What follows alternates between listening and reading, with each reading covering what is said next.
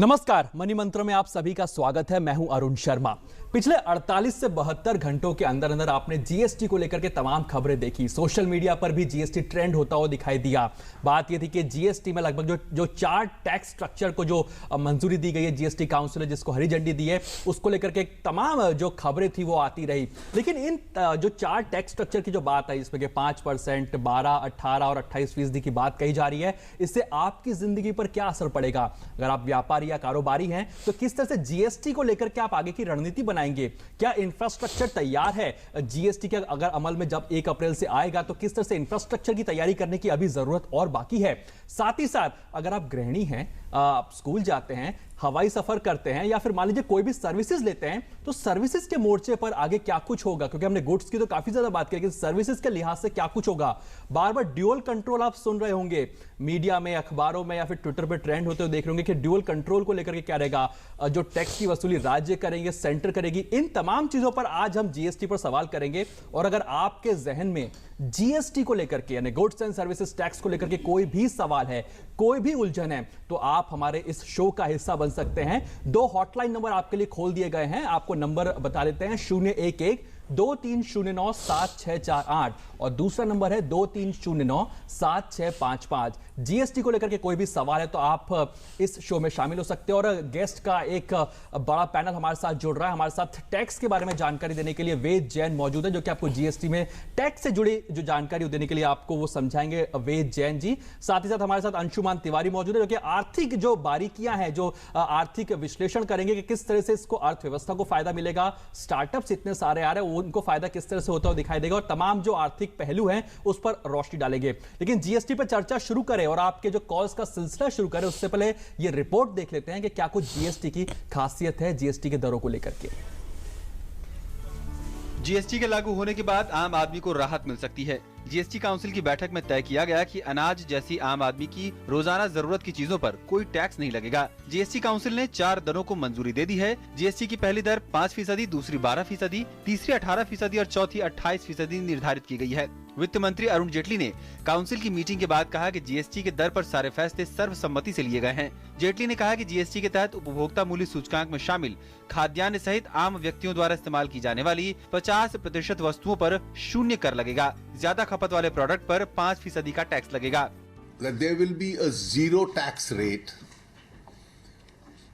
in which several items, which approximately constitute 50% of the consumer price index basket, would be included. We don't call it the exempted items, we'll call it the zero rated items. And it was decided that food grain used by common people would be in this category. So that would be zero rated, so that its impact in terms of inflationary pressure on common people is the least. वित्त मंत्री की घोषणा के मुताबिक आम लोगों की सामान्य उपभोग की वस्तुओं पर जीएसटी की दर 5% होगी। जीएसटी में 12% और 18% की 2 मानक दरें होंगी। वहीं जिन वस्तुओं पर इस समय उत्पाद शुल्क और वैट सहित कुल 30 से 31% कर लगता है, उन पर जीएसटी की दर 28% होगी। वित्त मंत्री ने कहा कि उच्चतम दर से प्राप्त होने वाले कर से होने वाले अतिरिक्त राजस्व आय का इस्तेमाल आवश्यक उपभोग की वस्तुओं पर कर की दर 5% रखने में किया जाएगा और आम उपभोग की कुछ वस्तुओं को 18% के दायरे में हस्तांतरित किया जाएगा। लग्जरी कारों, तंबाकू, एरेटेड पेय पदार्थों पर उपकर लगाया जाएगा और इसके साथ इन पर स्वच्छ ऊर्जा उपकर के अलावा एक और उपकर लगाया जाएगा, जिससे मिलने वाली राशि का इस्तेमाल राज्यों को राजस्व में होने वाले नुकसान की भरपाई के लिए किया जाएगा। देखिए, जो इन डीमेरिट गुड्स या लग्जरी प्रोडक्ट्स पे लेवी कम हो, वो नहीं होगा। जितना एग्जिस्टिंग अमाउंट है उतना होगा।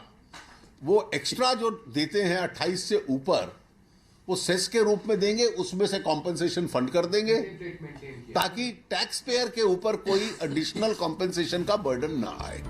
जेटली ने कहा कि उपकर के जरिए बनने वाला मुआवजा कोष 5 साल के लिए रहेगा। जीएसटी लागू होने के पहले साल में राज्यों को उनके राजस्व नुकसान की भरपाई के लिए करीब 50,000 करोड़ रुपए की आवश्यकता होगी। सरकार का कहना है कि महंगाई को ध्यान में रखते हुए एक दर को बनाए रखना संभव नहीं है। इसके अलावा लग्जरी आइटम्स के सेस की समीक्षा हर साल होगी और सेस की रकम से राज्यों के नुकसान की भरपाई होगी। सिद्धांत सिब्बल की रिपोर्ट, डीडी न्यूज। चलिए तो सीधे चर्चा की शुरुआत करते हैं और आप इस बीच में हमारे साथ जुड़ सकते हैं। आपको दो नंबर्स बता दिए गए जिस पर जो आपकी स्क्रीन पर भी फ्लैश हो रहे हैं, जिस पर आप सवाल कर सकते हैं। सबसे पहले अंशुमन, आपसे चर्चा की शुरुआत करना चाहूंगा कि वन नेशन वन टैक्स की हम बात कर रहे थे, लेकिन हमें 4 टैक्स स्ट्रक्चर देखने को मिले हैं। लेकिन आइडिया यही है कि महंगाई को लगाम लगाई जा सके और साथ ही साथ जो रेवेन्यू है उसको कहीं ना कहीं बढ़ावा दिया जा सके या फिर उसको स्थिर रखा जा सके। तो अंशुमन जी, क्या ये जो 4 टैक्स स्ट्रक्चर है इसको पूरा करने की दिशा में क्या सक्षम साबित हो पाएगा? देखिए, ये वन नेशन वन टैक्स तो नहीं है, ये तो 3 टैक्स हैं, 6 स्लैब्स हैं, 2 अथॉरिटीज हैं और उसके ऊपर सेस है। तो पहली चीज तो जो स्ट्रक्चर हमारे सामने आ रहा है वो ये बताता है कि जो इंडिया का फेडरल स्ट्रक्चर है उसने किस तरह से ये इस पूरे प्रोसेस को फॉलो किया है। और जिस तरीके का गिव एंड टेक होता है नॉर्मली इस तरीके की परिस्थितियों में, संघीय ढांचे में, उसमें ये सर्वश्रेष्ठ स्ट्रक्चर था जो वो निकल कर आया है। महंगाई एक बड़ी चिंता का विषय थी और इसलिए आप इन मल्टीपल स्लैब स्ट्रक्चर को देखिए। हालांकि जीएसटी ऐसा नहीं चाहिए था हमको, 6 दरों वाले ढांचे वाला जीएसटी की अपेक्षा हमारे पास नहीं थी, क्योंकि जीएसटी लगभग वैट जैसा दिखता है। वेद जैन साहब इस बात से सहमत होंगे। लेकिन इसमें कोशिश की गई कि हर स्तर पर महंगाई के कंसर्न को एड्रेस किया जाए। अभी स्पष्ट नहीं है कि कौन सा प्रोडक्ट और कौन सी चीजें किस कैटेगरी ऑफ स्लैब में क्लासिफाई की जाएगी, पर यह लग रहा है कि जीएसटी काउंसिल लगभग सारी चीजों पर टैक्स लगाना चाहती है। उसमें टैक्स की रेट अलग अलग हो सकती है, पर ऐसा नहीं होगा। बहुत छोटे छोटे नंबर के प्रोडक्ट होंगे जो जीरो टैक्स के दायरे में जाएंगे। तो ये एक स्ट्रक्चर है। महत्वपूर्ण बात इसमें अरुण ये नहीं है कि हमारे पास 5-6 टैक्स के स्ट्रक्चर पहले से मौजूद थे। महत्वपूर्ण ये है कि इनपुट टैक्स, लेकिन आपको क्लैरिटी तो है अब आज की तारीख में कि आपको इस प्रोडक्ट के लिए सिर्फ यही टैक्स देना है। ये नहीं कि वैट भी लग रहा है, एक्साइज भी लग रही है, सर्विसेज भी देना पड़ रहा है। तो उस मोर्चे पे तो क्लैरिटी कि आपको पता है कि एक ही टैक्स लगेगा इसको लेकर। एक और महत्वपूर्ण बात है जो जहां से ये जीएसटी फायदेमंद साबित होगा वो है कि इनपुट टैक्स क्रेडिट का स्ट्रक्चर कैसे आएगा। एक क्लैरिटी है कि आपको इस स्लैब का टैक्स देना है और दूसरा इस पर इनपुट टैक्स क्रेडिट का स्ट्रक्चर कैसे लागू होगा। तो जो बहुत सारे ऐसे टैक्सेस जो लोग लगाते थे पर वो लागत में शामिल होते थे और उनकी वापसी नहीं होती थी, फाइनली वो वापस होंगे। तो आप लोगों की निगाह इस बात पर होगी कि इस स्ट्रक्चर के बाद इनपुट टैक्स क्रेडिट का ढांचा कैसे लागू। ठीक है, बिल्कुल। लेकिन जैन साहब, क्विकली आपका भी एक रिस्पॉन्स चाहूंगा इस पे। क्या इंफ्रास्ट्रक्चर तैयार है? क्योंकि मान के चले कि विंटर सेशन है, उसमें ये जो जीएसटी काउंसिल की ये सब जो दरें तय गई ये जाएंगी आगे। उसके बाद आपको 1 अप्रैल से लागू करना है, लोगों को लिटरेट भी करना है जीएसटी को लेकर के कि किस तरह से टैक्स फाइलिंग की जाएगी, किस तरह से टैक्स होगा। क्या इंफ्रास्ट्रक्चर उस चीज को लेकर के तैयार आपको लग रहा है? एज अ टैक्स एक्सपर्ट आप क्या देख रहे हैं इसको? देखिए, अगर जब आप इंफ्रास्ट्रक्चर की बात करते हैं तो आपको पहले स्टेक होल्डर को आइडेंटिफाई करना पड़ेगा। मैं समझता हूं कि पहले 2 स्टेक होल्डर थे, सेंट्रल गवर्नमेंट और स्टेट गवर्नमेंट। तीसरा बड़ा स्टेक होल्डर है व्यापारी वर्ग, इंडस्ट्री है, ट्रेडर है, जो भी है, और चौथा स्टेक होल्डर था इसमें कंज्यूमर। अभी तक जितनी बात हुई है तो अभी 2 ही स्टेक होल्डर आपस में चर्चा में लगे हुए थे और दोनों की डिबेट ऑन थी कि किस रूप में आएगा, कैसे आएगा। अब लगता है कि जो मेन जो सलाह है, जो सुलहनामा हुआ है वो सेंटर और स्टेट में हुआ है और उस पर भी एक इशू के ऊपर गाड़ी अटकी हुई है कि वो डिवीजन कैसे किया जाएगा। ड्यूअल कंट्रोल के बारे में जो बात चल रही है वो भी एक इशू अपने आप में महत्वपूर्ण इशू अटका हुआ है।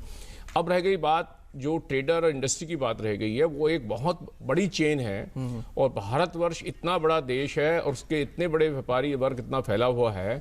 अभी तक आज तक भी जीएसटी, आईजीएसटी और सीजीएसटी का ये नहीं पता लग रहा है कि क्या अल्टीमेटली स्वरूप होगा, आइडेंटिफाई नहीं हुई है। और इसके इम्प्लीमेंटेशन के लिए इंडस्ट्री को तैयार होने का बहुत बड़ा इंफ्रास्ट्रक्चर चाहिएगा। नॉट ओनली कंप्यूटर्स और इंटरनेट बट आल्सो जो प्रोफेशनल्स होते हैं, जो अकाउंटेंट हैं, जिनको एक काम करना है, उनकी लिटरेसी, उनकी एजुकेशन, उनकी ट्रेनिंग भी एक अपने आप में बहुत बड़ा चैलेंज होगी।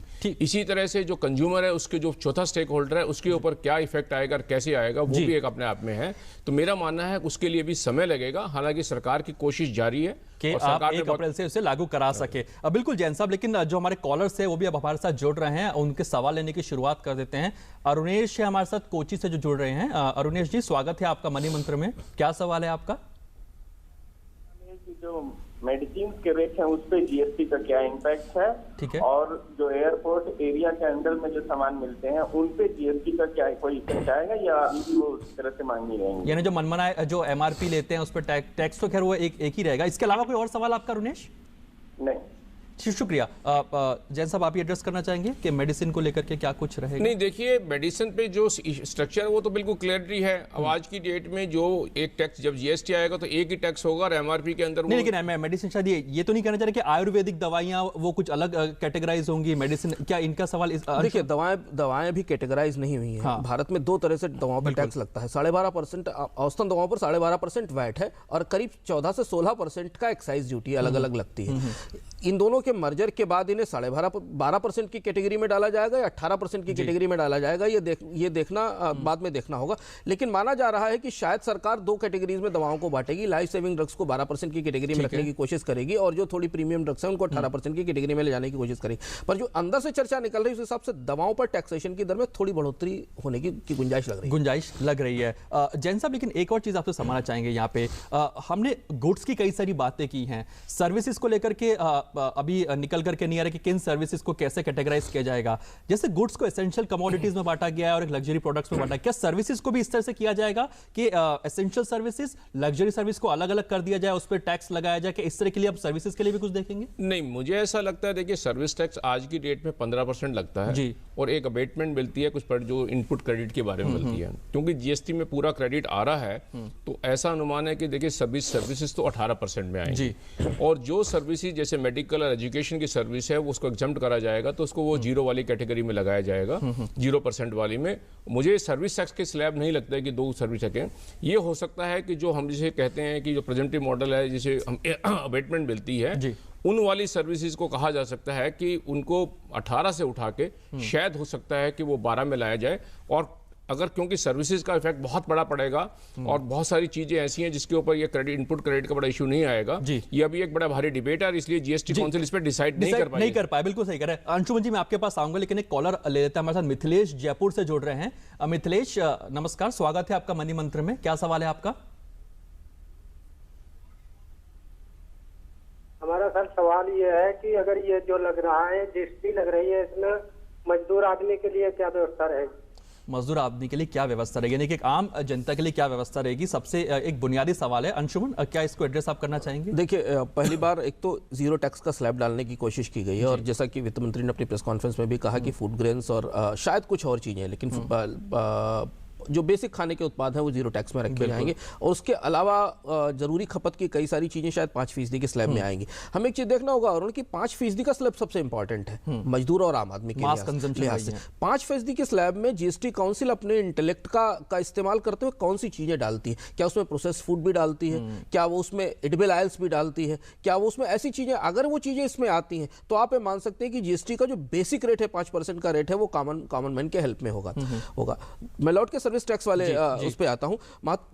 जो जीएसटी का ग्लोबल स्ट्रक्चर है और जीएसटी का सिस्टम है उस हिसाब से गुड्स और सर्विसेज के लिए एक ही टैक्स माना जाता है। इसलिए आप ये मान के चलिए कि ज्यादातर सर्विसेज 18% के स्लैब में ही होंगी क्योंकि सरकार 2 तरीके के स्लैब नहीं बना सकती। सिर्फ इतना ही हो सकता है कि कुछ सर्विसेज को एग्जम्प्टेड लिस्ट में डाल दिया जाए और अगर उनको एग्जम्प्टेड लिस्ट में डाल दिया गया तो वो सर्विसेज उससे बाहर हो जाएंगी। नहीं तो सर्विसेज के लिए आमतौर पर एक ही रेट होगी और उस रेट में मैक्सिमम प्रोडक्ट आपको दिखाई देंगे। चूंकि इनपुट टैक्स क्रेडिट की सुविधा लोगों को मिल रही है, जो सर्विस आप ना प्रोडक्शन करते हुए जिस सर्विस पे टैक्स चुका रहे हैं वो बाद में आपको वापस मिल जाएगा। इसलिए ये समस्या नहीं है कि वो 18% का टैक्स कैस्केडिंग इफेक्ट बनाकर प्रोडक्ट की प्राइस पर इंपैक्ट करेगा जाकर। यही जीएसटी का फायदा है कि आप उसे वापस ले सकते। ठीक है, लेकिन जैन साहब, जैसे कि अंशुमान कह रहे हैं कि अभी प्रोडक्ट्स को भी आइडेंटिफाई करना बाकी है, लेकिन सरकार कैटेगराइजेशन कैसे करेगी? क्या एक प्रॉडक्ट को बताएगी? जैसे गुड्स की बात कर लीजिए, पैकेज फूड्स पे 5% लगेगा या 0% लगेगा या 12% लगेगा या जो भी और आइटम्स है, कि उनको क्लियरली सरकार जो जीएसटी काउंसिल एड्रेस करेगी कि ये प्रोडक्ट है, इस पे ये टैक्स लगेगा, या फिर एक तमाम जो एक पूरा खाका खींच देगी कि ये 15-20 प्रोडक्ट है, इस पे ये टैक्स लगेगा? तो ये रणनीति क्या होनी चाहिए? क्योंकि क्लैरिटी की काफी ज्यादा जरूरत है यहाँ पे। देखिए, इस बात को एड्रेस करने के लिए हमें बेसिक मुद्दे को देखने की जरूरत है। जीएसटी में सरकार का उद्देश्य पहला ये कहा कि आज की डेट में जितनी कलेक्शन होती है वो कलेक्शन पूरी आए। यानी कि अगर सेंटर और स्टेट जो एक्साइज से, सर्विस टैक्स से और वैट से जो कलेक्शन करती हैं वो आए। ठीक है। दूसरा, ये बात का भी ध्यान रखना जरूरी है कि जीएसटी इनडायरेक्ट टैक्स है और ये कंजम्पशन पे लगता है, तो आम आदमी को और एक रिच अमीर आदमी को ये बराबर का लगता है। हाँ। तो इसके अंदर एक डिबेट है आपस में। तो जब आप रेट को क्लासिफाई करने की कोशिश करेंगे तो ये आप पूरा ध्यान रखेंगे कि आपके जो ओवरऑल कलेक्शन है जो 5 में ले जाए 12 में, क्योंकि सरकार के पास स्टैटिस्टिकल डाटा अवेलेबल है। जिस डाटा के अवेलेबल के हिसाब से सरकार कैलकुलेशन करेगी कि आज की डेट में अगर 22 लाख करोड़ रुपए की टोटल कलेक्शन करनी है तो वो 22 लाख करोड़ रुपए की कलेक्शन कैसे की जाए। कुछ आइटम को 5 में रखा जाए, किसी को 12 में रखा जाए, कुछ को 18। तो इसलिए जो ये रेट है, एक प्रेशर होगा सरकार के ऊपर आम आदमी को ध्यान में रखते हुए कि जो जरूरतमंद की चीजें उनको 5 में, लेकिन वो क्लैरिटी होगी क्लैरिटी आएगी, क्योंकि इसमें नंबर होगा। आज की डेट में हर प्रोडक्ट के ऊपर एक नंबर, जैसे HI नंबर दिया जाता है, उस नंबर के ऊपर मार्क किया जाएगा, उस कोड के बेस पे रेट डिफाइन होगा, इसका रेट क्या है। अंशुमन जल्दी से एक पॉइंट उठाए क्योंकि फिर कॉलर्स हमारा इंतजार कर रहे हैं। देखिए, क्लासिफिकेशन सबसे बड़ा चैलेंज है जीएसटी का, और इसीलिए ये हमें इस पे ध्यान रखना होगा कि जीएसटी भी आधा तैयार हुआ है। जब तक प्रोडक्ट्स को टैक्स स्लैब में क्लासिफाई नहीं किया जाता है, तब तक मेरे लिए जानना मुश्किल है कि किस प्रोडक्ट पर कितना टैक्स लगेगा। और चूंकि मल्टीपल टैक्स रेट्स का स्ट्रक्चर है, तो क्लासिफिकेशन के डिस्प्यूट्स भी होंगे, उसका भी चैलेंज है। वेद जैन साहब इससे सहमत होंगे। तो क्लासिफिकेशन में देखना होगा, क्योंकि वहां से डिसाइड होगा कि कितना टैक्स किस पर। तो क्लासिफिकेशन एक बहुत बड़ा चैलेंज अभी तक डिस्कशन में निकल करके, क्लासिफाई प्रोडक्ट को या कमोडिटी को किस तरह से करेंगे, वो भी एक बहुत बड़ा चैलेंज निकल करके आ रहा है। चलिए, परमजीत हमारे साथ कुरुक्षेत्र से जुड़ रहे हैं। परमजीत जी का सवाल ले लेते हैं। परमजीत जी, स्वागत है आपका मनी मंत्र में। मैं ये पूछना चाहता हूँ जी, ये जो टैक्स है जीएसटी, ये कौन से टैक्स की जगह लेगा, और सरल भाषा में बताए आम चीजों में टैक्स कितने % बढ़ेगा। आम चीजों में टैक्स कितना % बढ़ेगा? आपने बहुत बुनियादी सवाल उठाया। जैन साहब, अगर सिंप्लीफाई कर सकें, अभी तक शायद हम 14 से 18 टैक्सेस दे रहे थे, या उससे भी ज्यादा? नहीं, देखिए, विभिन्न राज्यों में विभिन्न टाइप के टैक्सेस लगे हुए हैं, और सेंट्रल की एक्साइज है, एडिशनल ड्यूटी, कस्टम ड्यूटी वगैरह है, सर्विस टैक्स है, स्टेट का वैट है, स्टेट का एंटरटेनमेंट टैक्स है, स्टेट की वो एंट्री टैक्स है, ये सारे टैक्स, परचेज टैक्स है, वो सब टैक्स सबस्यूम हो जाएंगे। ठीक है। उनका शायद मुद्दा सवाल ये है कि जैसे वो सिनेमा देखने जाते हैं तो उस पर नहीं लगेगा, वो जीएसटी ही लगेगा उनके ऊपर, वो एंटरटेनमेंट टैक्स खत्म हो जाएगा। इसी तरह से वो आम के ऊपर क्या फर्क पड़ेगा उनके ऊपर, मेरा ऐसा मानना है, जैसे अरुण जेटली जी ने जो घोषणा की है, आम आदमी के ऊपर इफेक्ट नहीं आएगा, क्योंकि ओवरऑल ये कैलकुलेशन की जाएगी, क्योंकि उन्होंने वो एक कंज्यूमर बास्केट बनाई हुई है कि कौन से प्रोडक्ट यूज होते हैं, और ये कोशिश है कि उन प्रोडक्ट पे ज्यादा से ज्यादा को या जीरो में रखा जाए, जैसे फूड ग्रेन को रखा है, और ये मिल्क है, वेजिटेबल है, और जो जरूरतमंद की चीजें हैं जो by and large process and packed नहीं है, मेरा ऐसा मानना है, वो 5% में आएंगी। और प्रोसेस एंड पैक्ड को ये माना जाएगा कि शायद ये आइटमें गरीब आदमी के लिए इतनी ज्यादा जरूरत नहीं है जितने की दूसरे लोग यूज करते हैं, तो शायद वो 12 में शिफ्ट कर दें, तो गरीब आदमी का ध्यान रखा जाएगा। लेकिन ये बात जरूर ध्यान में रखनी चाहिए कि सरकार ये टैक्स रेट बनाएगी तो अपने आज के स्टैटिस्टिकल डेटा को, हर प्रोडक्ट को कितनी कंजम्पशन होती है, कितना टैक्स आता है, वो ओवरऑल टैक्स कलेक्शन को कम नहीं होने देगी। रेवेन्यू के साथ समझौता नहीं होगा। रेवेन्यू कलेक्शन सरकार जैसे उनको पैसा मिलता है, इसलिए शायद सेस लगाया गया है जो लग्जरी प्रोडक्ट्स हैं, यानी कि तंबाकू हो गया, जो लग्जरी गाड़ियां हो गई,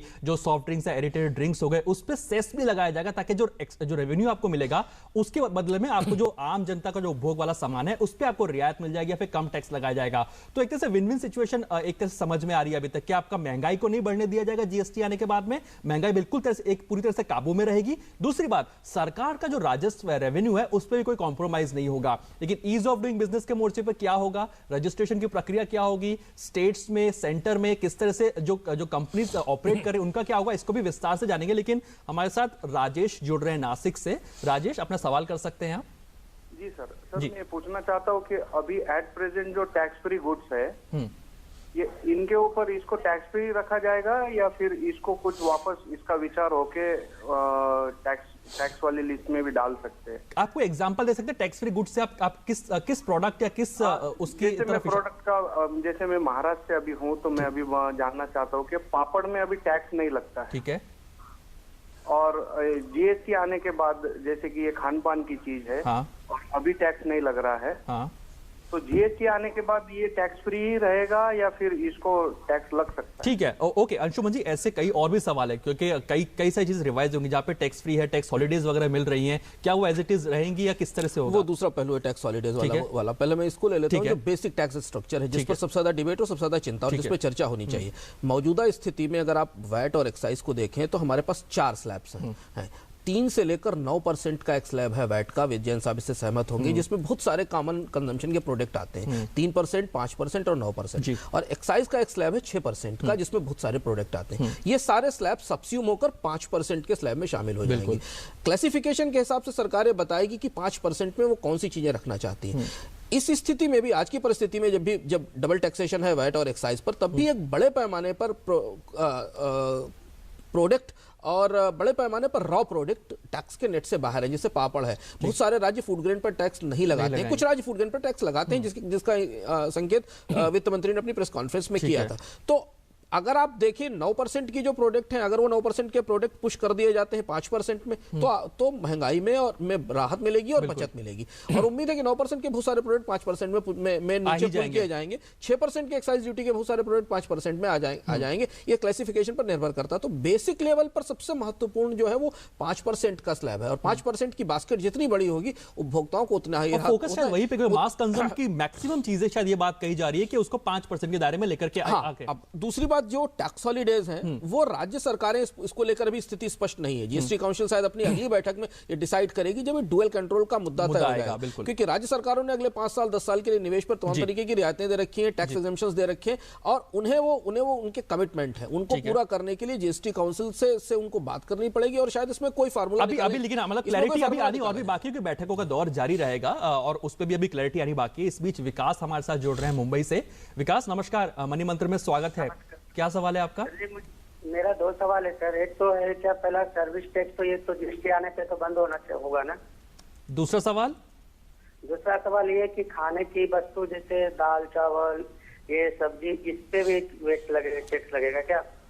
ठीक है, यानी वही बुनियादी सवाल है। वेद जैन सर, आपसे शुरुआत कर लेते हैं। सर्विस टैक्स की जो उन्होंने बात कही है कि किस तरह से उसको एड्रेस किया जाएगा। सर्विस, क्योंकि 50% से ज्यादा मतलब कंट्रीब्यूशन इकोनॉमी में सर्विसेज को लेकर के मान सकते हैं, चाहे आप म्यूचुअल फंड्स खरीद रहे हैं, होटल में खाना खा रहे हैं, या फाइनेंशियल सर्विसेज की बात कर लें, तो इन चीजों को किस तरह से एड्रेस किया जाएगा, अगर आप इस सवाल को एड्रेस कर सकते हैं? देखिए, उसमें कोई, मुझे नहीं लगता कि आज की डेट में कोई कंफ्यूजन है इसके बारे में, सर्विस के बारे में, क्योंकि सर्विस टैक्स ऑलरेडी लगा हुआ है। और आज की डेट में सर्विस टैक्स पे हर सर्विसेज के ऊपर टैक्स है, एक नेगेटिव लिस्ट है जिसकी एग्जम्पशन है। ठीक है, तो वो मुद्दा इतना बड़ा नहीं है। सवाल तो सिर्फ सर्विस टैक्स पे तो इशू इतना ही आया हुआ है कि टैक्स रेट सर्विस का क्या बनेगा, और सबकी एक्सपेक्टेशन ये है कि सर्विसेज 18% की सर्विसेज आपकी महंगी होने जा रही है। 50% सर्विसेज होंगी, लेकिन महंगाई का इसलिए नहीं महंगी होंगी, 15 का 18 पड़ेगा, लेकिन उसका इनपुट क्रेडिट पूरा मिलता है, क्योंकि सर्विसेज किसी न किसी चीज के लिए यूज होती है। बिल्कुल, वो तो मैं मान सकता हूं। जो सर्विसेज डायरेक्टली कंज्यूमर से रिलेटेड है, उस सर्विसेज के ऊपर तो चैलेंज आ जाएंगे कि थोड़ा सा बढ़ेगा।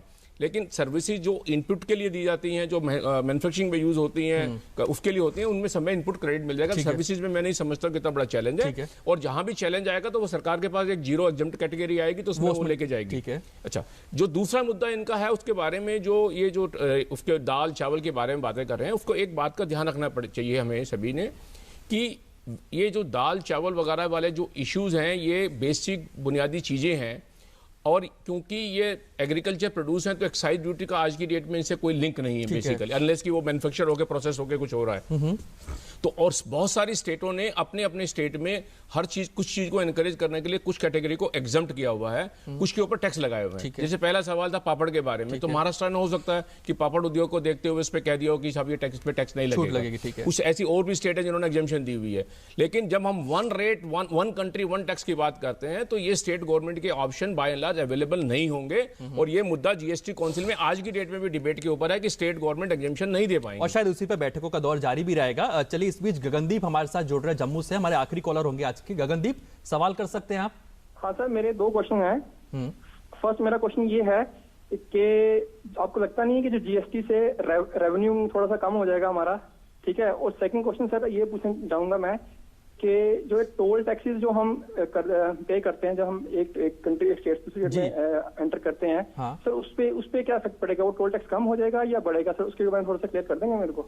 अंशुमन जी, शुरुआत आप करना चाहेंगे? हाँ, देखिए, पहली चीज तो ये कि टोल टैक्स जीएसटी का पार्ट नहीं है। टोल टैक्स एक अलग स्ट्रक्चर है और प्रॉपर्टी से जुड़े हुए सारे टैक्सेस, चाहे वो इंफ्रास्ट्रक्चर से लगते हैं प्रॉपर्टी पे, इसका पार्ट नहीं। तो टोल टैक्स रेवेन्यू की बात पे आते रहेंगे।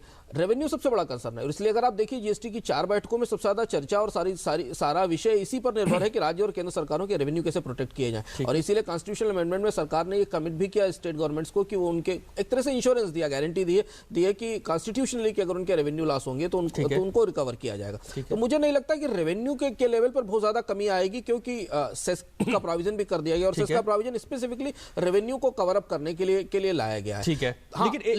लेकिन जनरली रेवेन्यू की बायंसी कम होगी राज्यों के लेवल पर, क्योंकि जो टैक्स और शायद उसके लिए कॉम्पनसेशन किया जा रहा है। आपको 5 साल के लिए। टैक्स का जो स्ट्रक्चर है उसमें दो इंपॉर्टेंट चीजें, एक तो बहुत सारी स्लैब्स रिस्ट्रक्चर होंगी और दूसरा जो इनपुट टैक्स क्रेडिट होगा, जो रिफंड्स आएंगे वो सरकारों का रेवेन्यू काफी ज्यादा ऑर्गेनाइज होगा। ठीक है वेजेंट साहब, अपना पॉइंट रखना चाह रहे हैं? नहीं, मैं ये कहना चाह रहा था, देखिए जो रेवेन्यू की गिरने की बात है और बढ़ने की बात है उसमें बड़ी स्पष्टीकरण है। दो एस्पेक्ट बहुत इंपॉर्टेंट है। सरकार ने आज अपनी प्रोजेक्शन और एस्टिमेट के बेसिस पे ये 5, 12, 18 और 28 बनाएंगे और प्रोडक्ट को क्लासिफाई करेंगे। ठीक है। अगर इसमें कोई इंक्रीज, जैसे मानते हैं कि जीएसटी एफिशिएंसी लाएगा, टैक्स में इंप्रूवमेंट होगी और टैक्स की बुओयेंसी बढ़ जाती है, तो सरकार के लिए अच्छा हो जाएगा और सरकार फिर रिविजिट कर सकती है, उसी रेट को कम करें। उसी तरह से अगर ये लगता है कि इन टैक्स रेट की क्लासिफिकेशन के बेस पे कोई रेवेन्यू में बहुत सीरियस इंप्लीकेशन आ गया, डाउनफॉल आ गया है, तो ये भी संभव है कि जीएसटी काउंसिल दोबारा मिलकर टैक्स रेट की रीस्ट्रक्चरिंग कर ले और या फिर प्रोडक्ट को शिफ्ट कर दे। ये आइडिया लगाए कि ये प्रोडक्ट तो ये तमाम चीजें ना कि जो हमने अभी 4 दरें देखी हैं, 5, 12, 18, 28, क्या जीएसटी काउंसिल के हाथ में होगा इन रेट्स को टिंकर करना, इनमें बदलाव लाना, लिस्ट को आगे पीछे करना, या ये बार बार मामला पार्लियामेंट के अंदर जाएगा? अगर इस पर थोड़ी क्लैरिटी आप दे दें। सपोज मान लीजिए 5% से अगर 4% करना है या 6% करना है बाद में आगे जाते हुए, ये तो उस समय पर कहां ये मामला जाएगा? देखिए, कॉन्स्टिट्यूशनल अमेंडमेंट के हिसाब से ये सारी पावर जीएसटी काउंसिल के पास है रेट की। ठीक है। लेकिन क्योंकि जो जीएसटी काउंसिल रिकमेंड करेगी उसके बेस पे वो एक्ट बनेंगे। ठीक है। तो जो सीजीएसटी कहेंगे और स्टेट के एक्ट बनेंगे, तो टैक्स रेट वो एक्ट में नोटिफाई होंगे। तो जो जीएसटी काउंसिल रिकमेंड करेगी फिर अमेंडमेंट तो वहां पे जाके करनी पड़ेगी। ठीक है। अब इसके दो तरीके हैं, या तो आप एक्ट में कर देंगे तो एक्ट में तो फिर लेजिस्लेचर या पार्लियामेंट में अमेंडमेंट करनी पड़ेगी। अगर आपने लिस्ट प्रिस्क्राइब कर दी रूल के अंदर एज में भी प्रिस्क्राइब और रिकमेंडेड बाय जीएसटी काउंसिल, तो हो सकता है फाइन नोटिफिकेशन। आखिरी सवाल अंशुमन जी आपसे लेना चाहूंगा, क्योंकि मैं स्टार्टअप्स पे काफी लंबे समय से बात करना चाहता। स्टार्टअप्स को कितना बड़ा फायदा मिलेगा इस जीएसटी के आने से, एक तरह से अगर आप संक्षिप्त में इसको समेट सके तो? स्टार्टअप्स के मामले में क्लासिफिकेशन देखना होगा, क्योंकि स्टार्टअप्स 3 तरीके के हैं, मैन्युफैक्चरिंग स्टार्टअप्स हैं, सर्विसेज स्टार्टअप्स और रिसर्च स्टार्टअप्स हैं। इनमें से बहुत सारे ऐसे स्टार्टअप्स हैं जो रिसर्च की कैटेगरी में है और शायद उनको एग्जाम्पशन भी मिलेगा। ये देखना होगा कि खासतौर से जो बड़ी कंपनियां हैं, स्पेशली जो अभी जो GST law, model GST law जो जीएसटी काउंसिल ने पास किया है, उसमें उन्होंने जो ई कॉमर्स कंपनियां उनके लिए टैक्स स्ट्रक्चर सजेस्ट किया है। क्लासिफिकेशन का वेट करिए, ये क्लियर होगा कि स्टार्टअप सर्विसेज में से कौन सी सर्विसेज आएंगी, लेकिन जो सर्विसेज रिलेटेड स्टार्टअप वो सब 18% की कैटेगरी में जाएंगे, ऐसा लगता है। चलिए ठीक है, तो एक तरह से जो जीएसटी काउंसिल ने जो ये कदम उठाया इस सप्ताह के, जो 4 स्ट्रक्चर तय किया है, 5%, 12%, 18% और 28%, और उस पर सेस लगा जाएगा 28% के ऊपर, तो इससे 2 महत्वपूर्ण बातें जो सुलझती हुई दिखाई देंगी। सबसे पहली, आपके महंगाई को लगाम लगाने की दिशा में बेहद मदद मिलेगी, और साथ ही साथ जो लग रहा था डर के रेवेन्यू का नुकसान होगा, रेवेन्यू जो राजस्व सरकार लेती है, पैसा कमाती है, उस पर नुकसान होता हुआ दिखाएगा, तो वो जो सेस लगाया जाएगा तो उससे आपके रेवेन्यू को भी नुकसान नहीं होगा। तो विन विन सिचुएशन है आम जनता के लिए, क्योंकि 50% से ज्यादा कमोडिटीज हैं जो सीपीआई के बास्केट में, उसको आप बिल्कुल 0% की कैटेगरी में लाके रख देंगे, तो आप उस महंगाई के मोर्चे पर एक तो सफलता है सरकार के लिए। दूसरी बात, कॉर्पोरेट सेक्टर के लिए ईज ऑफ डूइंग बिजनेस होगा, क्योंकि पंजीकरण बहुत ज्यादा सब कुछ ऑर्गेनाइज हो जाएगा, काफी क्लैरिटी एक तरह से आने वाली है। और तीसरी सबसे महत्वपूर्ण बात कि जो सरकार के राजस्व है उसमें कोई नुकसान होता नहीं दिखाई देगा। तो आज मनी मंत्र के इस अंक में इतना ही, लेकिन बाकी की खबरों के लिए आप देखते रहिए दूरदर्शन न्यूज।